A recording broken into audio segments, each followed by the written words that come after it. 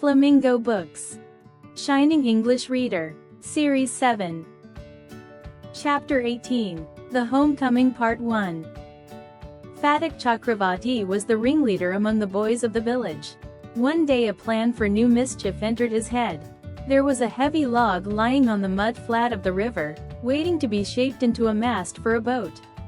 His plan was that they should all work together to shift the log by force from its place and roll it away. The owner of the log would be angry and surprised, while they would all enjoy the fun. Everyone supported the proposal and it was carried unanimously. But just as the fun was about to begin, Makan, Phatak's younger brother, sauntered up without a word and sat down on the log in front of them all. The boys were puzzled for a moment.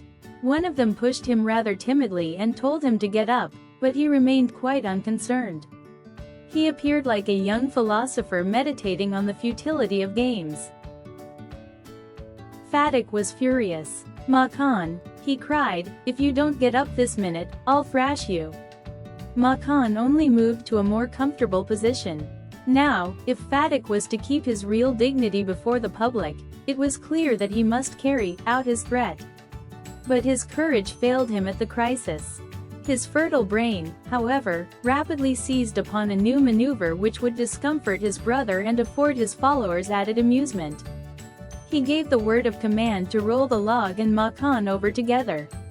Makan heard the order and made it a point of honor to stick on. But like those who attempt earthly fame in other matters, he overlooked the fact that there was peril in it. The boys began to heave at the log with all their might, calling out, 1, 2, 3, go.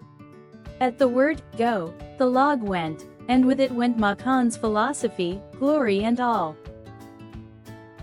The other boys shouted themselves hoarse with delight. But Phatak was a little frightened. He knew what was coming. And he was not mistaken, for Makan rose from Mother Earth blind as fate and screaming like the Furies. He rushed at Phatak, scratched his face, beat him and kicked him, and then went home crying.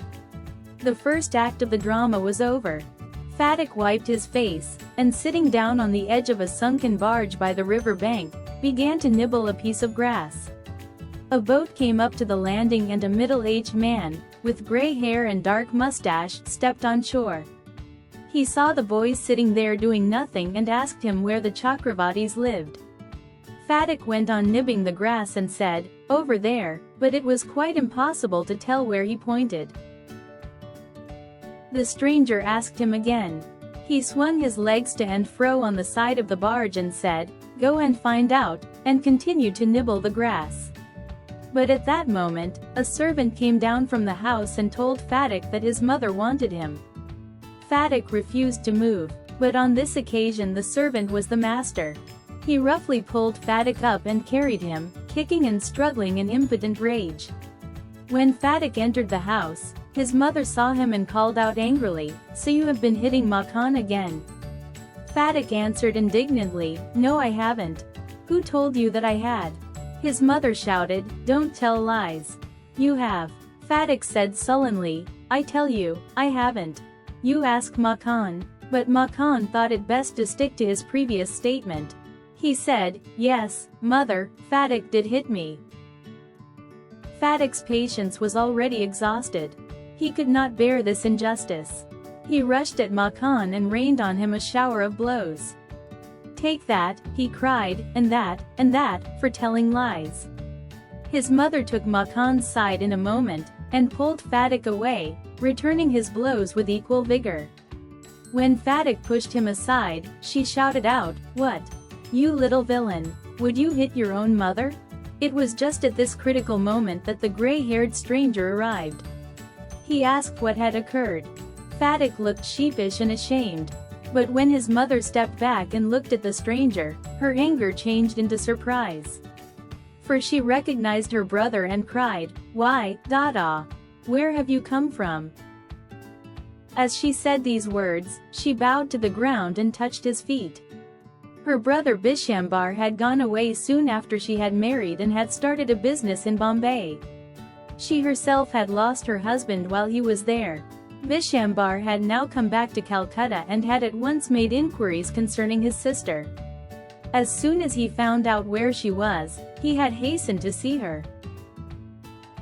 The next few days were full of rejoicing. The brother asked how the two boys were being brought up.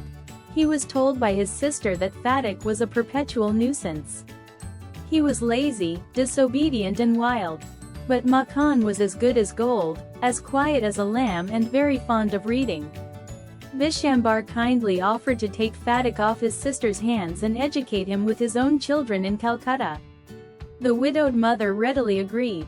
When his uncle asked Fatak if he would like to go to Calcutta with him, his joy knew no bounds, and he said, "Oh, yes, yes, uncle," in a way that made it quite clear that he meant it.